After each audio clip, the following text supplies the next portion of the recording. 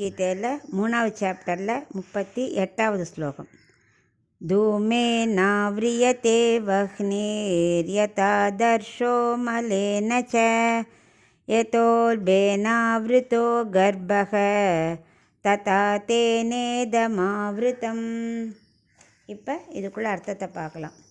அர்ஜுனன் கேட்குறான், காமம் எப்படி மறைக்கிறது? நம்மளை மற்ற வேலை செய்ய விடாமல், ஞானத்துக்கு போக விடாமல் ஏன் காமம் தடுக்கிறது?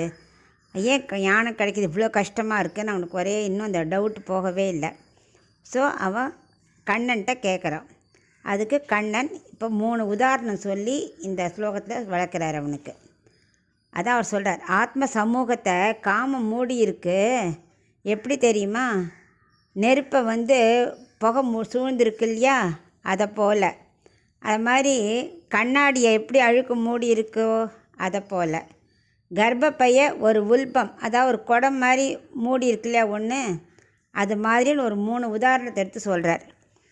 இப்போ நெருப்பு எவ்வளோ பவர்ஃபுல், ஆனால் அதையே என்ன பண்ணுறது, ஒரு புகை வந்தால் மறைச்சுடுறது. அதே மாதிரி கண்ணாடி இப்போ தான் துடைச்சிருப்போம், கொஞ்ச நாளைக்கு அப்புறம் பார்த்தா மறுபடியும் அதில் அழுக்கு மூடிடும்.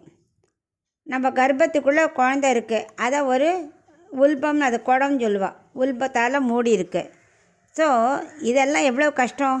கண்ணாடி நம்ம தொடச்சிகிட்டே தான் இருக்கும், ஆனால் மறுபடியும் வருதா இல்லையா? அது மாதிரி நீ காமத்தை விளக்கணும்னு நினச்சாலும் திரும்ப திரும்ப அது வந்துடும். நெருப்பு புகை எவ்வளோ இருந்தால் கூட புகை வந்ததுன்னா நெருப்பு இருக்கிற இடமே தெரியாது, மறைஞ்சிரும். அந்த மாதிரி இதெல்லாம் விளக்குறது ரொம்ப கஷ்டம். இந்த காமக்ரோதத்தை விளக்குறதுலாம் ரொம்ப ஈஸி இல்லை. தானாக தான் அந்த தாய் முயற்சி செஞ்சால் தான் அந்த குழந்தை வெளியில் வர முடியும்.